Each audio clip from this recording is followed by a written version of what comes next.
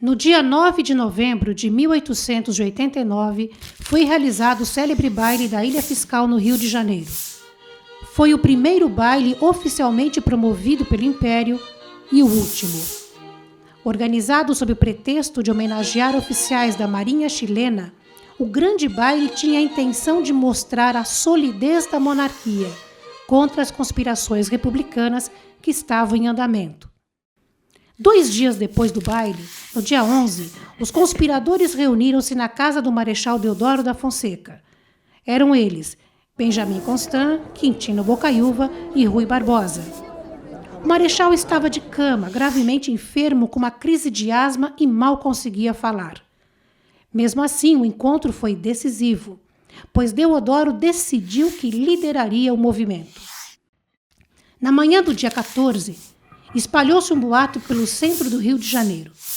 Dizia-se que o governo havia mandado prender Benjamin Constant e Deodoro da Fonseca. Falava-se também que o primeiro-ministro, o Visconde de Ouro Preto, planejava dissolver o exército e substituí-lo pela Guarda Nacional. O boato antecipou o movimento dos golpistas.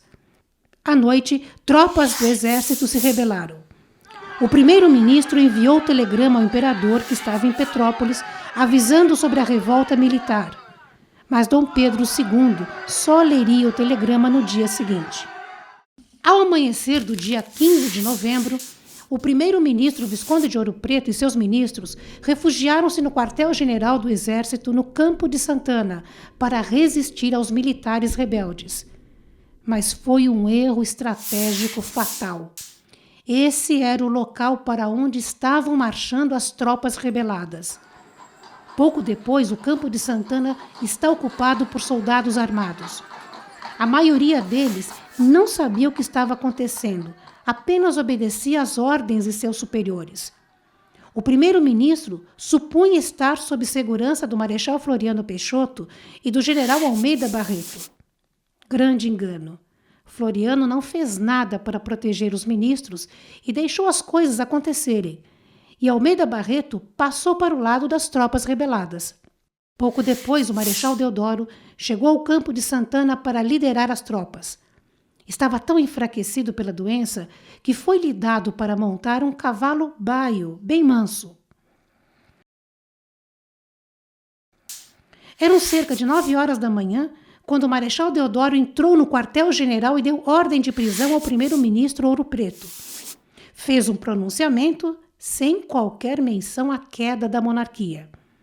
O tal grito de "Viva a República" não aconteceu, pelo menos nesse momento. Caía o governo, mas não a monarquia. Eis que chega no Campo de Santana, atrasado, o barão de Ladário, ministro da Marinha. Pretendia se juntar ao ministério, mas era tarde e o barão recebeu voz de prisão. Em vez de se render, sacou uma pistola e atirou, errando o alvo, mas foi alvejado por 4 tiros. Foi a única vítima do golpe. Enquanto isso, em Petrópolis, a quase 70 quilômetros do Rio de Janeiro, Dom Pedro II lia o telegrama que comunicava a revolta das tropas do dia anterior. O imperador acreditava que se tratava de um levante sem grande importância e esperou por mais notícias. Chegou a tarde do dia 15 de novembro e a situação estava indefinida. O governo estava deposto, mas a república não fora oficialmente proclamada. No final da tarde, um punhado de republicanos civis resolveu formalizar a queda da monarquia. Reunidos na Câmara de Vereadores do Rio de Janeiro, anunciaram a proclamação da República. Já era noite do dia 15, quando o Marechal Deodoro finalmente convenceu-se de assinar o decreto que afirmava: fica proclamada provisoriamente e decretada como forma de governo da nação brasileira a República Federativa. Estava proclamada a República, mas ela era provisória, até ser confirmada por um plebiscito que só foi realizado em 1993, isto é, 104 anos mais tarde. Dom Pedro II só foi oficialmente comunicado da mudança de regime no dia seguinte, 16 de novembro, às 3 horas da tarde. Os republicanos mandaram um simples major, Frederico Solon Ribeiro, para avisar o imperador sobre a extinção da monarquia e que deveria deixar o país em 24 horas com todos os membros da família real. Na madrugada do dia 17 de novembro, as ruas que davam acesso ao Largo do Paço e ao Cais do Porto estavam fechadas por tropas a cavalo. O trânsito nas ruas ao redor estava interrompido e as pessoas foram proibidas de circularem na região.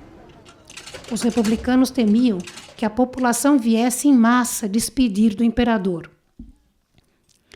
Às 3 horas da madrugada, a família real atravessou o Largo do Paço e embarcou no navio Paraíba.